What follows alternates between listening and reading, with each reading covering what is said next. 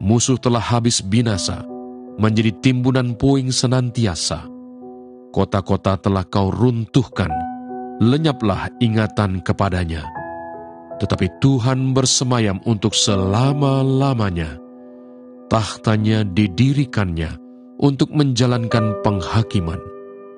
Dialah yang menghakimi dunia dengan keadilan dan mengadili bangsa-bangsa dengan kebenaran. Demikianlah Tuhan adalah tempat perlindungan bagi orang yang terinjak, tempat perlindungan pada waktu kesesakan.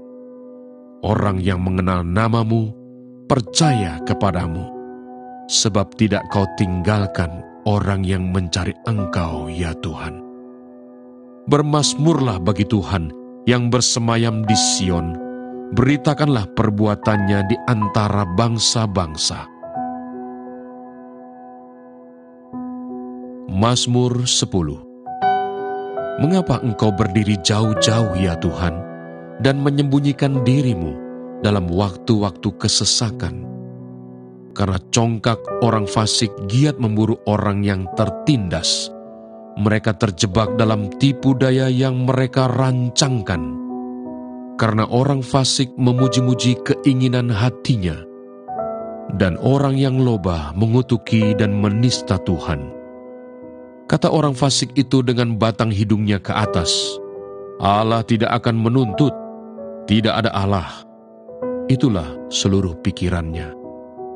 Tindakan-tindakannya selalu berhasil. Hukum-hukummu tinggi sekali, jauh dari dia. Ia menganggap remeh semua lawannya. Ia berkata dalam hatinya, aku takkan goyang, aku tidak akan ditimpa malapetaka turun-temurun. Mulutnya penuh dengan sumpah serapah, dengan tipu dan penindasan. Di lidahnya ada kelaliman dan kejahatan. Ia duduk menghadang di gubuk-gubuk.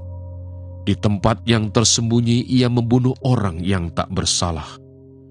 Matanya mengintip orang yang lemah. Ia mengendap di tempat yang tersembunyi seperti singa di dalam semak-semak. Ia mengendap untuk menangkap orang yang tertindas. Ia menangkap orang yang tertindas itu dengan menariknya ke dalam jaringnya. Ia membungkuk dan meniarap, lalu orang-orang lemah jatuh ke dalam cakarnya yang kuat. Ia berkata dalam hatinya, Allah melupakannya, ia menyembunyikan wajahnya dan tidak akan melihatnya untuk seterusnya. Bangkitlah Tuhan, ya Allah, ulurkanlah tanganmu, janganlah lupakan orang-orang yang tertindas.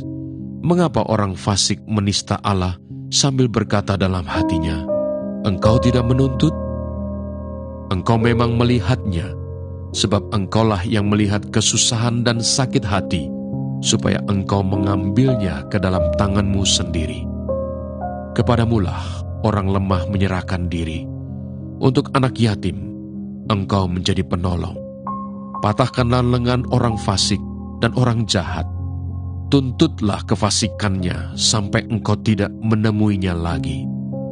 Tuhan adalah Raja untuk seterusnya dan selama-lamanya. Bangsa-bangsa lenyap dari tanahnya.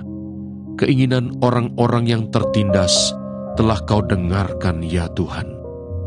Engkau menguatkan hati mereka. Engkau memasang telingamu untuk memberi keadilan kepada anak yatim dan orang yang terinjak, supaya tidak ada lagi seorang manusia di bumi yang berani menakut-nakuti.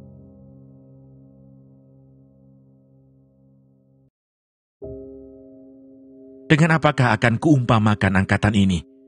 Mereka itu seumpama anak-anak yang duduk di pasar dan berseru kepada teman-temannya, kami meniup seruling bagimu, tetapi kamu tidak menari.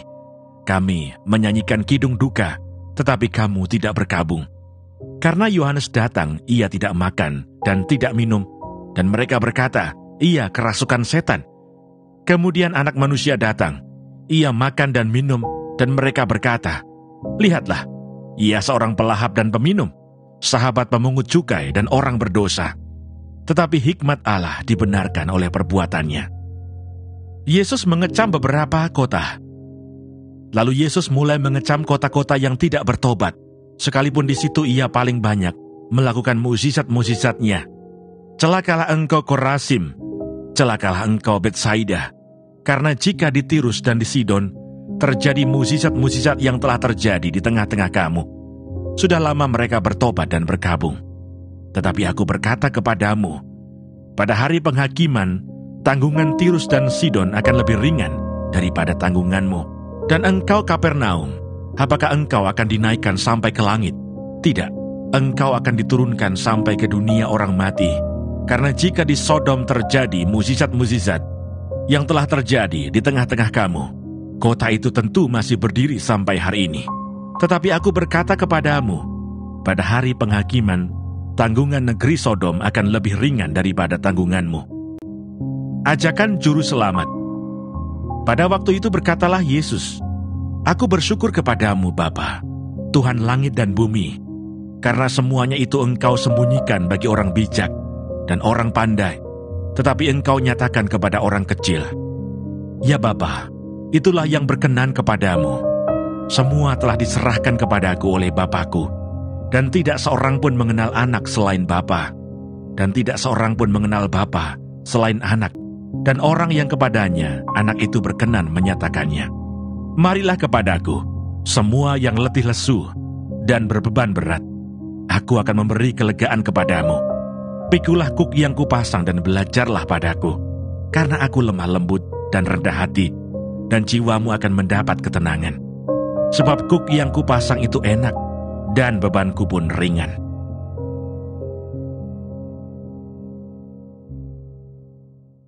Kejadian pasal 29. Yakub di rumah Laban. Kemudian berangkatlah Yakub dari situ dan pergi ke negeri Bani Timur. Ketika ia memandang sekelilingnya, dilihatnya ada sebuah sumur di padang, dan ada 3 kumpulan kambing domba berbaring di dekatnya. Sebab dari sumur itulah orang memberi minum kumpulan-kumpulan kambing domba itu. Adapun batu penutup sumur itu besar, dan apabila segala kumpulan kambing domba itu digiring berkumpul ke sana, maka gembala-gembala menggulingkan batu itu dari mulut sumur. Lalu kambing domba itu diberi minum. Kemudian dikembalikanlah batu itu lagi ke mulut sumur itu. Bertanyalah Yakub kepada mereka, saudara-saudara, dari manakah kamu ini? Jawab mereka, kami ini dari Haran. Lagi katanya kepada mereka, kenalkah kamu Laban, cucu Nahor? Jawab mereka, kami kenal. Selanjutnya katanya kepada mereka, selamatkah ia? Jawab mereka, selamat. Tetapi lihat, itu datang anaknya perempuan Rahel dengan kambing dombanya. Lalu kata Yakub, hari masih siang, belum waktunya untuk mengumpulkan ternak. Berilah minum kambing dombamu itu, kemudian pergilah menggembalakannya lagi. Tetapi jawab mereka, kami tidak dapat melakukan itu selama segala kumpulan binatang itu belum berkumpul. Barulah batu itu digulingkan dari mulut sumur, dan kami memberi minum kambing domba kami. Selagi ia berkata-kata dengan mereka, datanglah Rahel dengan kambing domba ayahnya, sebab dialah yang menggembalakannya. Ketika Yakub melihat Rahel, anak Laban saudara ibunya, serta kambing domba Laban, ia datang mendekat, lalu menggulingkan batu itu dari mulut sumur, dan memberi minum kambing domba itu. Kemudian Yakub mencium Rahel serta menangis dengan suara keras. Lalu Yakub menceritakan kepada Rahel bahwa ia sanak saudara ayah Rahel dan anak Ribka. Maka berlarilah Rahel menceritakannya kepada ayahnya. Segera sudah Laban mendengar kabar tentang Yakub, anak saudaranya itu, berlarilah ia menyongsong dia, lalu mendekap dan mencium dia, kemudian membawanya ke rumahnya. Maka Yakub menceritakan segala hal ihwalnya kepada Laban. Kata Laban kepadanya, sesungguhnya engkau sedarah sedaging dengan aku. Maka tinggallah Yakub padanya genap sebulan lamanya. Kemudian berkatalah Laban kepada Yakub, masakan karena engkau adalah sanak saudaraku, engkau bekerja padaku dengan cuma-cuma? Katakanlah kepadaku apa yang patut menjadi upahmu. Laban mempunyai 2 anak perempuan, yang lebih tua namanya Lea, dan yang lebih muda namanya Rahel. Lea tidak berseri matanya, tetapi Rahel itu elok sikapnya dan cantik parasnya. Yakub cinta kepada Rahel, sebab itu ia berkata, aku mau bekerja padamu 7 tahun lamanya, untuk mendapat Rahel, anakmu yang lebih muda itu?" Sahut Laban, "Lebih baiklah ia kuberikan kepadamu daripada kepada orang lain, maka tinggallah padaku." Jadi bekerjalah Yakub 7 tahun lamanya untuk mendapat Rahel itu. Tetapi yang 7 tahun itu dianggapnya seperti beberapa hari saja karena cintanya kepada Rahel. Sesudah itu berkatalah Yakub kepada Laban, "Berikanlah kepadaku bakal istriku itu, sebab jangka waktuku telah genap, supaya aku akan kawin dengan dia." Lalu Laban mengundang semua orang di tempat itu dan mengadakan perjamuan. Tetapi pada waktu malam diambilnyalah Lea anaknya, lalu dibawanya kepada Yakub. Maka Yakub pun menghampiri dia. Lagi pula Laban memberikan Silpa, budaknya perempuan, kepada Lea anaknya itu menjadi budaknya. Tetapi pada waktu pagi tampaklah bahwa itu Lea, lalu berkatalah Yakub kepada Laban, "Apakah yang kau perbuat terhadap aku ini?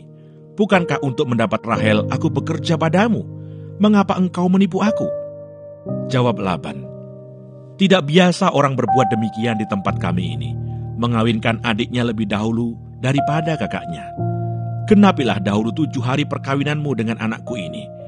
Kemudian anakku yang lain pun akan diberikan kepadamu sebagai upah, asal engkau bekerja pula padaku 7 tahun lagi." Maka Yakub berbuat demikian. Ia menggenapi ke-7 hari perkawinannya dengan Lea. Kemudian Laban memberikan kepadanya Rahel anaknya itu menjadi istrinya. Lagi pula Laban memberikan Bilha, budaknya perempuan, kepada Rahel anaknya itu menjadi budaknya. Yakub menghampiri Rahel juga, malah ia lebih cinta kepada Rahel daripada kepada Lea. Demikianlah ia bekerja pula pada Laban 7 tahun lagi. Anak-anak Yakub. Ketika Tuhan melihat bahwa Lea tidak dicintai, dibukanyalah kandungannya. Tetapi Rahel mandul. Lea mengandung lalu melahirkan seorang anak laki-laki dan menamainya Ruben, sebab katanya, "Sesungguhnya Tuhan telah memperhatikan kesengsaraanku. Sekarang tentulah aku akan dicintai oleh suamiku." Mengandung pula lah ia, lalu melahirkan seorang anak laki-laki, maka ia berkata, "Sesungguhnya Tuhan telah mendengar bahwa aku tidak dicintai, lalu diberikannya pula anak ini kepadaku." Maka ia menamai anak itu Simeon. Mengandung pula lah ia, lalu melahirkan seorang anak laki-laki, maka ia berkata, "Sekali ini suamiku akan lebih erat kepadaku, karena aku telah melahirkan 3 anak laki-laki baginya." Itulah sebabnya ia menamai anak itu Lewi. Mengandung pula lah ia, lalu melahirkan seorang anak laki-laki, maka ia berkata, "Sekali ini aku akan bersyukur kepada Tuhan." Itulah sebabnya ia menamai anak itu Yehuda. Sesudah itu ia tidak melahirkan lagi.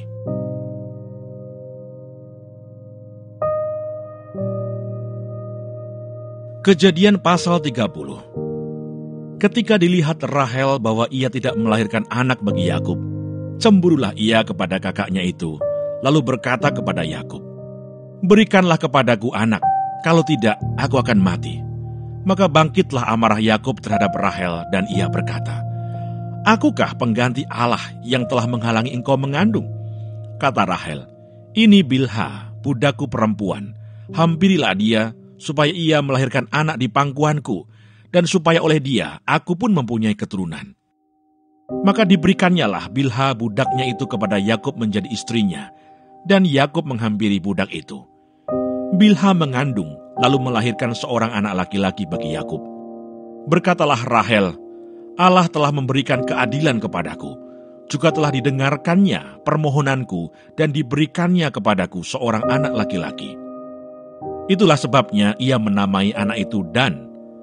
Mengandung pula lah Bilha, budak perempuan Rahel, lalu melahirkan anak laki-laki yang kedua bagi Yakub. Berkatalah Rahel, "Aku telah sangat hebat bergulat dengan kakakku, dan aku pun menang." Maka ia menamai anak itu Naftali. Ketika dilihat Lea bahwa ia tidak melahirkan lagi, diambilnyalah Silpa, budaknya perempuan, dan diberikannya kepada Yakub menjadi istrinya. Dan Silpa, budak perempuan Lea, melahirkan seorang anak laki-laki bagi Yakub. Berkatalah Lea, "Mujur telah datang." Maka ia menamai anak itu Gad. Dan Silpa, budak perempuan Lea, melahirkan anak laki-laki yang kedua bagi Yakub. Berkatalah Lea, "Aku ini berbahagia, tentulah perempuan-perempuan akan menyebutkan aku berbahagia. Maka ia menamai anak itu Asher. Ketika Ruben pada musim menuai gandum pergi berjalan-jalan, didapatinyalah di padang buah Dudaim, lalu dibawanya kepada Lea ibunya. Kata Rahel kepada Lea, "Berilah aku beberapa buah Dudaim yang didapat oleh anakmu itu." Jawab Lea kepadanya, "Apakah belum cukup bagimu mengambil suamiku? Sekarang pula mau mengambil lagi buah Dudaim anakku?" Kata Rahel, "Kalau begitu biarlah ia tidur dengan engkau pada malam ini sebagai ganti buah Dudaim anakmu itu." Ketika Yakub pada waktu petang datang dari padang, pergilah Lea mendapatkannya sambil berkata, "Engkau harus singgah kepadaku malam ini, sebab memang engkau telah kusewa dengan buah Dudaim anakku." Sebab itu tidurlah Yakub dengan Lea pada malam itu. Lalu Allah mendengarkan permohonan Lea. Lea mengandung dan melahirkan anak laki-laki yang kelima bagi Yakub. Lalu kata Lea, "Allah telah memberi upahku, karena aku telah memberi budakku perempuan kepada suamiku." Maka ia menamai anak itu Isakar. Kemudian Lea mengandung pula dan melahirkan anak laki-laki yang keenam bagi Yakub. Berkatalah Lea, "Allah telah memberikan hadiah yang indah kepadaku. Sekali ini suamiku akan tinggal bersama-sama dengan aku, karena aku telah melahirkan 6 orang anak laki-laki baginya." Maka ia menamai anak itu Zebulon. Sesudah itu ia melahirkan seorang anak perempuan dan menamai anak itu Dina. Lalu ingatlah Allah akan Rahel. Allah mendengarkan permohonannya serta membuka kandungannya. Maka mengandunglah Rahel dan melahirkan seorang anak laki-laki. Berkatalah ia, "Allah telah menghapuskan aibku." Maka ia menamai anak itu Yusuf, sambil berkata, "Mudah-mudahan Tuhan menambah seorang anak laki-laki lagi bagiku." Yakub memperoleh ternak. Setelah Rahel melahirkan Yusuf, berkatalah Yakub kepada Laban, "Izinkanlah aku pergi, supaya aku pulang ke tempat kelahiranku dan ke negeriku. Berikanlah istri-istriku dan anak-anakku yang menjadi upahku selama aku bekerja padamu, supaya aku pulang, sebab engkau tahu betapa keras aku bekerja padamu." Tetapi Laban berkata kepadanya, "Sekiranya aku mendapat kasihmu, telah nyata kepadaku bahwa Tuhan memberkati aku karena engkau." Lagi katanya, "Tentukanlah upahmu yang harus kubayar, maka aku akan memberikannya." Saud Yakub kepadanya, "Engkau sendiri tahu bagaimana aku bekerja padamu, dan bagaimana keadaan ternakmu dalam penjagaanku. Sebab harta milikmu tidak begitu banyak sebelum aku datang, tetapi sekarang telah berkembang dengan sangat, dan Tuhan telah memberkati engkau sejak aku berada di sini. Jadi bilakah dapat aku bekerja untuk rumah tanggaku sendiri?" Kata Laban, "Apakah yang harus kuberikan kepadamu?" Jawab Yakub, "Tidak usah kau berikan apa-apa kepadaku. Aku mau lagi menggembalakan kambing dombamu dan menjaganya, asal engkau mengizinkan hal ini kepadaku. Hari ini aku akan lewat dari tengah-tengah segala kambing dombamu, dan akan mengasingkan dari situ setiap binatang yang berbintik-bintik dan berbelang-belang. Segala domba yang hitam dan segala kambing yang berbelang-belang dan berbintik-bintik, itulah upahku. Dan kejujuranku akan terbukti di kemudian hari, apabila engkau datang memeriksa upahku, segala yang tidak berbintik-bintik atau berbelang-belang di antara kambing-kambing dan yang tidak hitam di antara domba-domba, anggaplah itu tercuri olehku." Kemudian kata Laban, "Baik, jadilah seperti perkataanmu itu." Lalu diasingkannya lah pada hari itu kambing-kambing jantan yang bercoreng-coreng dan berbelang-belang, dan segala kambing yang berbintik-bintik dan berbelang-belang, segala yang ada warna putih pada badannya, serta segala yang hitam di antara domba-domba, dan diserahkannya lah semuanya itu kepada anak-anaknya untuk dijaga. Kemudian Laban menentukan jarak 3 hari perjalanan jauhnya antara dia dan Yakub. Maka tetaplah Yakub menggembalakan kambing domba yang tinggal itu. Lalu Yakub mengambil dahan hijau dari pohon hawar, pohon badam, dan pohon berangan. Dikupasnyalah dahan-dahan itu sehingga berbelang-belang sampai yang putihnya kelihatan. Ia meletakkan dahan-dahan yang dikupasnya itu dalam palungan, dalam tempat minum, kemana kambing domba itu datang minum, sehingga tepat di depan kambing domba itu. Adapun kambing domba itu suka berkelamin pada waktu datang minum. Jika kambing domba itu berkelamin dekat dahan-dahan itu, maka anaknya bercoreng-coreng, berbintik-bintik, dan berbelang-belang. Kemudian Yakub memisahkan domba-domba itu. Dihadapkannya kepala-kepala kambing domba itu kepada yang bercoreng-coreng dan kepada segala yang hitam di antara kambing domba Laban. Demikianlah ia beroleh kumpulan-kumpulan hewan baginya sendiri dan tidak ditempatkannya pada kambing domba Laban. Dan setiap kali apabila berkelamin kambing domba yang kuat, maka Yakub meletakkan dahan-dahan itu ke dalam palungan di depan mata kambing domba itu, supaya berkelamin dekat dahan-dahan itu. Tetapi apabila datang kambing domba yang lemah, ia tidak meletakkan dahan-dahan itu ke dalamnya. Jadi hewan yang lemah untuk Laban dan yang kuat untuk Yakub. Maka sangatlah bertambah-tambah harta Yakub, dan ia mempunyai banyak kambing domba, budak perempuan dan laki-laki, unta dan keledai.